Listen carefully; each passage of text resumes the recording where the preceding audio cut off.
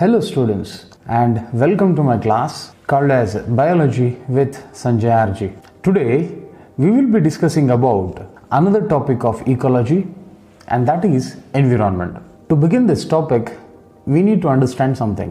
Earth is nothing but a collection of all those variety of organisms and their different lifestyles, and the study of it is this chapter called as ecology. Now, if we say simply as organisms, it does not fulfill the statement of organisms. This organism category should have to do two kind of things for its lifetime. The first category is of that it needs to survive in this crazy environment wherein which variety of situations are there, climatic situations, weather conditions are there. And in these situations, these organisms should have to survive. That is the first condition, whatever or immaterial of the situation it may be. And the second condition is that it needs to reproduce. Reproduction is a category wherein which the organism gives birth to another organism which is similar to itself. Of course, it needs to continue its life and chain wherein which it transfers its own genetic characters to the next offsprings that we studied in the genetics chapter. Now, these organisms, for their survival and reproduction, they are highly influenced by some of the factors, including biotic and abiotic factors. Biotic means that it is connected with another organism, it is connected with the similar organism, it is connected with the higher or lower trophic level organisms, it is interacting for its survival. And of course, the abiotic factor too. What is that abiotic factor? I told you, a factor which does not have any life, but it makes a higher impact on the survival of other organisms or all the organisms, such as sunlight, such as water, such as temperature, soil, etc., etc. Without the influence of these biotic and abiotic factors, the organism can never survive and the organism can never reproduce. So, for the organism's survival and reproduction, these biotic and abiotic factors are too much influential. Now, if you combine or the sum of these biotic and abiotic factors which influence the organism's survival and reproduction is called as environment. Now, this environment is dependent on two factors. Factor number one, atmosphere, and factor number two, weather. If you consider Earth or any other planet, all these planets, especially the Earth, since we know a lot about Earth, we can say that Earth is surrounded by a lot of gases to it. Some of these gases are useful to us, some of the gases are harmful to us, but this Earth has got its own envelope of different gases surrounding to it. You can consider oxygen, carbon dioxide, you can consider sulfur, nitrogen, etc., etc. All these gases surround the Earth like an envelope, and the envelope of these gases surrounding the Earth is called as the atmosphere. The atmospheric conditions depend upon another factor or are represented by another factor called as weather. It is a state of atmosphere at a particular place and time, regards heat, cloudiness, dryness, sunshine, wind, rain, etc., etc. So these are the factors which happen in our own Earth, and these are nothing but the weather conditions, and these weather conditions are somewhere connected or somehow connected or in other way connected or influenced or somewhere represented by the word called as atmosphere, which is nothing but the envelope of gases surrounding the earth. So these weather conditions are not today's condition or tomorrow's conditions. It will be taking for a longer period of time, whether this place has got higher temperature conditions or lower temperature conditions. So in these regions wherein which we see different precipitation conditions or temperature conditions. Okay, precipitation is nothing but the rain and snow. So all the places are different, that we know already, right? So here, if we start considering for a longer period of times, what is the situation of temperature of that particular region? What is the situation of precipitation of that particular region? What is the situation of the concentration of the soil conditions, such that the pH of a soil, mineral content of a soil, etc., etc. All these come in a statistical way. If we start writing in a statistical way, in a data analytical way, then this word is called as the climate. So I discussed 2 to 3 words here. The first one being as the atmosphere, and the second one being as the weather, and the third one being as the climate. These two continuous factors are connected to environment. So let me repeat. Atmosphere is nothing but the envelope of gases surrounding the earth. Now these gases once again highly influence the growth and development of variety of organisms in this planet. Now all the places of earth are not similar in shape, size or topography, not at all similar in different variety of conditions such as the precipitation, rain, humidity, soil conditions, etc., etc. And this particular state of atmosphere is called as the weather. And these weather conditions, if we start collecting the data for a longer period of time of a particular geographical area, this is called as the climate. And all these factors include the definition of the environment, which is nothing but the sum total of biotic and abiotic factors which influence an organism's survival and reproduction is called as environment. Now we need to face 2 questions here. Question number 1, what kind of seasons do you find, or why the seasons are created? Interesting question. And question number 2, why different biomes been created? Let us answer for the question number 1, that is why the different seasons got created. If I start listing the different seasons in our planet Earth, it is nothing but a season containing only 3 factors or 3 seasons here. The first season will be the summer season, second one a winter season, and the third one a rainy season.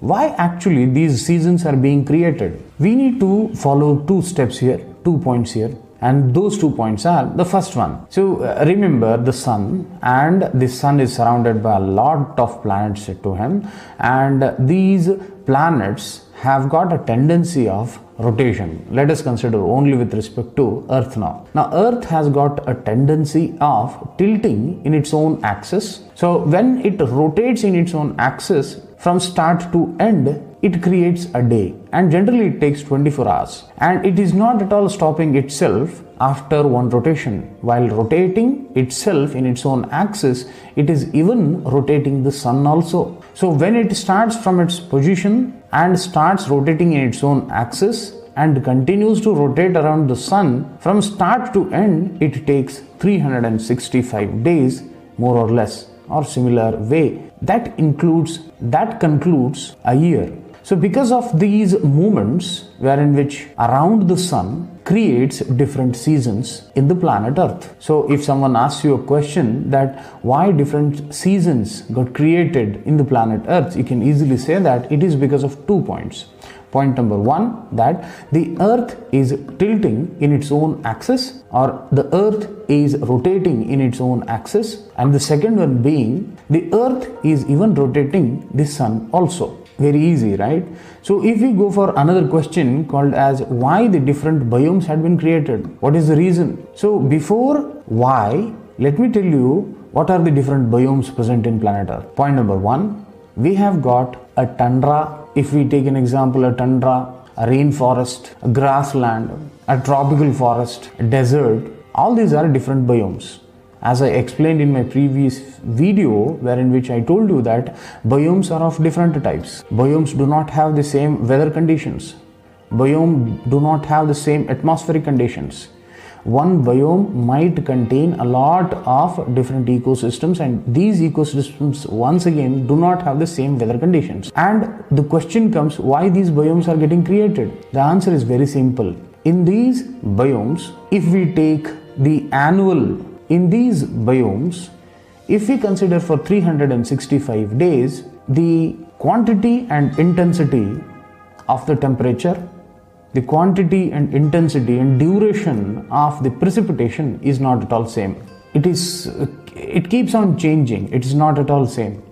In all these 365 days, we don't have the same kind of temperature every day. It might change.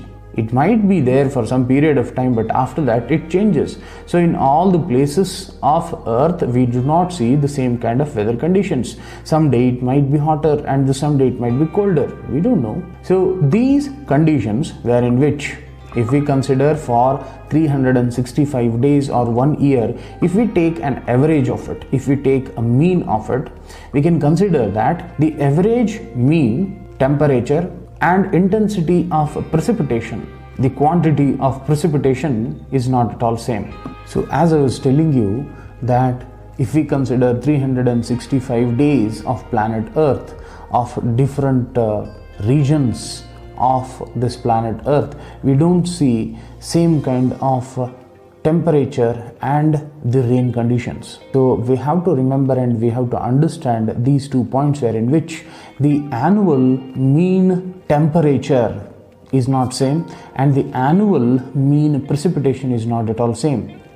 So that's why different biomes had been and will be creating in this planet Earth. So I started my explanation by telling you why the different seasons got created, and I told you it is because of the rotation of Earth in its own axis and the rotation of Earth around the Sun. And the second question being why the different biomes got created. So I told you that the annual mean concentration and quantity and intensity of the temperature for 365 days, it is not same, it keeps on changing, and at the same time the annual mean precipitation is not at all same, it also keeps on changing. That's why different biomes had been creating in our planet Earth. That's why we see the desert life, that's why we see the rainforest life, that's why we see tundra life, etc., etc. Even the regional and local variations in the intensity of temperature and precipitation might also change here. So consider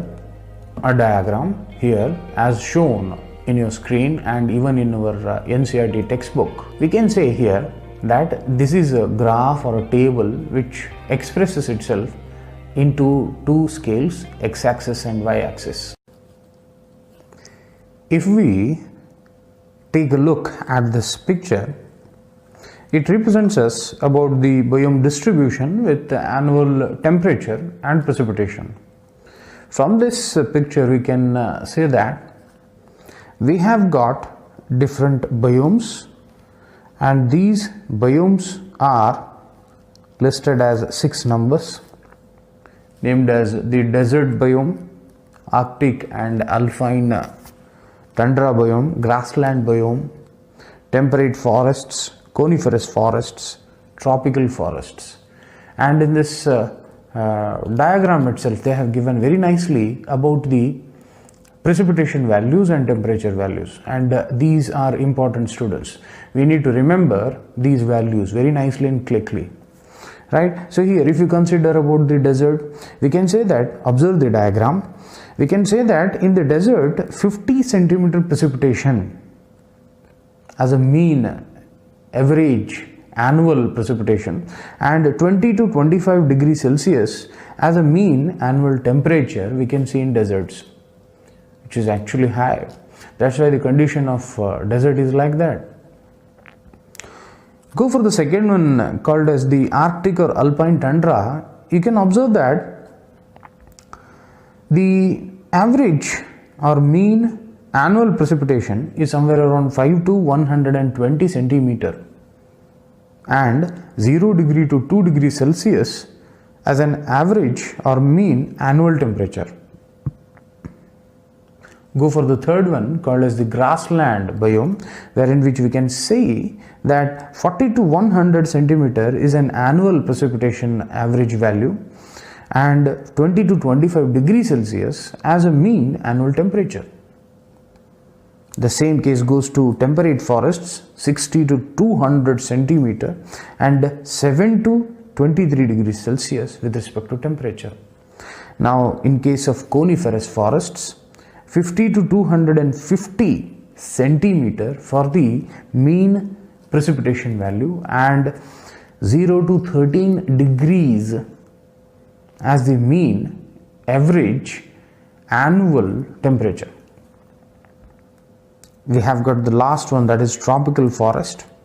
If you consider the diagram, it is at the top, the last one, the 150 to 400 centimeter precipitation. Can you imagine?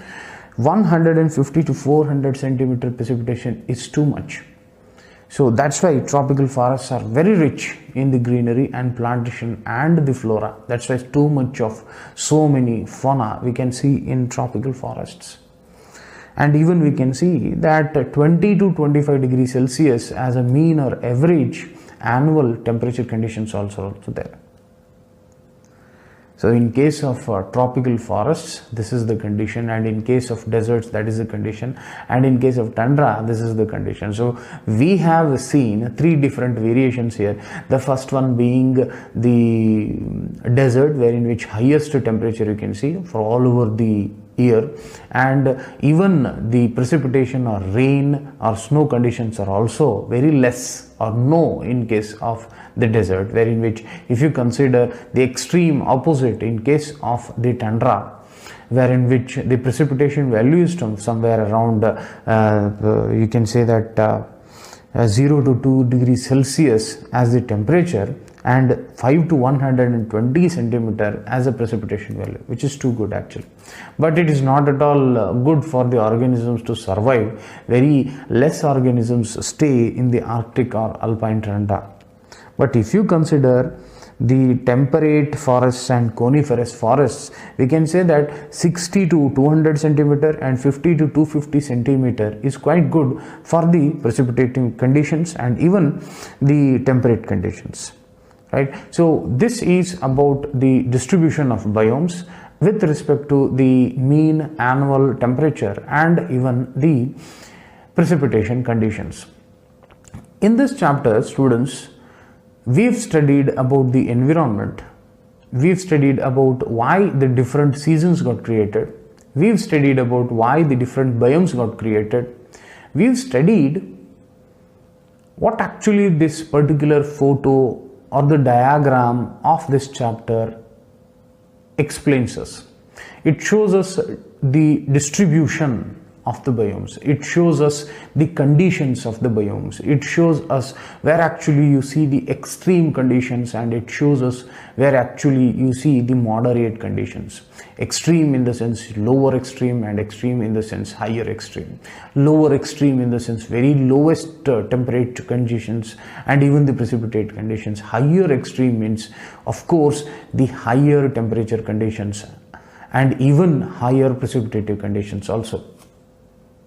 While precipitation, remember this one, that precipitation is not only rain, it includes two things, rain and snow. Both the conditions include the precipitation, right? So this is it about this particular topic, students, and I hope you studied, understood, remembered these topics and all these topics. So if I start explaining some of the topics which might go a lot of extent, I'll be repeating those topics which are needed and up to the level of NCERT textbooks only, because there are so many topics with their so many explanations.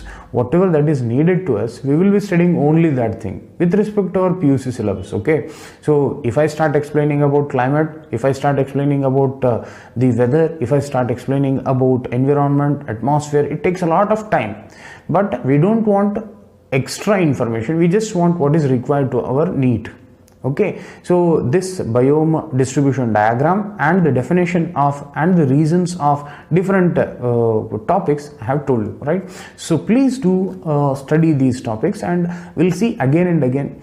We'll see in the next video explaining about the major abiotic factors, wherein which I'll tell you what are those different abiotic factors and what are those different conditions, what happens in abiotic factors, how they are actually influencing us.